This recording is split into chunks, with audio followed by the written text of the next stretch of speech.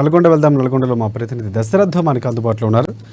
ఉమ్మడి నల్గొండ జిల్లాలో మంత్రులు భట్టి విక్రమార్క, ఉత్తమ్ కుమార్ రెడ్డి, అలాగే కోమటిరెడ్డి వెంకటరెడ్డి పర్యటించినటువంటి పరిస్థితి కనిపిస్తుంది. ప్రధానంగా పర్యటనలో కోదాడలో 53 కోట్ల రూపాయలతో ఎత్తిపోతల పథకాలకు వారు శంకుస్థాపన కూడా చేశారు.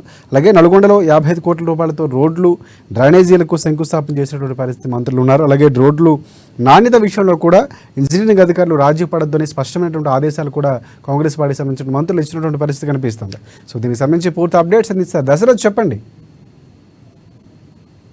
Thank you Rajasekhar. నల్లగొండ జిల్లా కేంద్రంలోని స్థానిక బైపాస్ మర్రిగూడ బైపాస్ వద్ద 54 కోట్ల రూపాయలతో సీసీ రోడ్డు, అండర్ డ్రైనేజ్ పనులకు, అదేవిధంగా ఎన్జీ కళాశాల ఎదురుగా ఉన్న ఆ కూడలి వద్ద 54 కోట్లతో ఫుడ్ స్ట్రీటులు పనులకు శంకుస్థాపన మంత్రి కోమటిరెడ్డి వెంకటరెడ్డి శంకుస్థాపన చేయడం జరిగింది. అనంతరం మంత్రి మాట్లాడుతూ నల్లగొండ మున్సిపాలిటీని అన్ని రంగాల్లో అభివృద్ధి పరిచి ఆదర్శ మున్సిపాలిటీగా తీర్చిదిద్దుతామని చెప్పడం జరిగింది. అదేవిధంగా ఔటర్ రింగ్ రోడ్డు పనులకు త్వరలోనే టెండర్లు పిలిచి ఆ పనులు కార్యక్రమం చేపడతామని జరిగింది. అదేవిధంగా మరి చేపడుతున్న కార్యక్రమాల పైన త్వరలోన టెండర్లు పిలిచి ఫుల్ కార్యక్రమాలు చేపట్టడం జరుగుతుందని చెప్పారు. అదేవిధంగా మరి మహాత్మా గాంధీ యూనివర్సిటీలో చేపట్టిన జాబ్ మేళలో సుమారు 12,000 మంది నిరుద్యోగులు రావడం జరిగింది. అందులో 6,000 మందికి నిరుద్యోగులకు ఉద్యోగ అవకాశాలు కల్పించడం జరిగిందని పేర్కొన్నారు.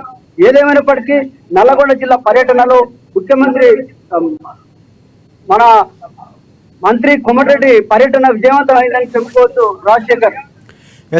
పార్లమెంట్ ఎన్నికలకు ముందే పూర్తిగా కాంగ్రెస్ పార్టీ ప్రారంభోత్సవాలు శంకుస్థాపన చేస్తుంది అనుకోవచ్చు. ఇక్కడ కూడా అలాంటి పరిస్థితి ఉంది. 53 కోట్ల రూపాయలతో కోదాడలో, 55 కోట్ల రూపాయలతో నల్గొండలో ప్రారంభోత్సవాలు చేసినటువంటి పరిస్థితి. ఈ నేపథ్యంలో మంత్రులు ఏమైనా ప్రధానంగా నల్గొండకు సంబంధించి కానీ కోదాడకు సంబంధించి హామీలు ఇచ్చినటువంటి పరిస్థితి కనిపిస్తుందా వారు ప్రారంభోత్సవ సందర్భంలో? ఏదైతే పార్లమెంట్ ఎన్నికలు సమీపిస్తున్న నేపథ్యంలో ఇక్కడైతే పనులు పెండింగ్ లో ఉన్నాయో ఆ కార్యక్రమాలను మొత్తం మరి శంకుస్థాపనలతో పాటు అలా పలు అభివృద్ధి కార్యక్రమాలు చేపట్టడం జరుగుతుంది.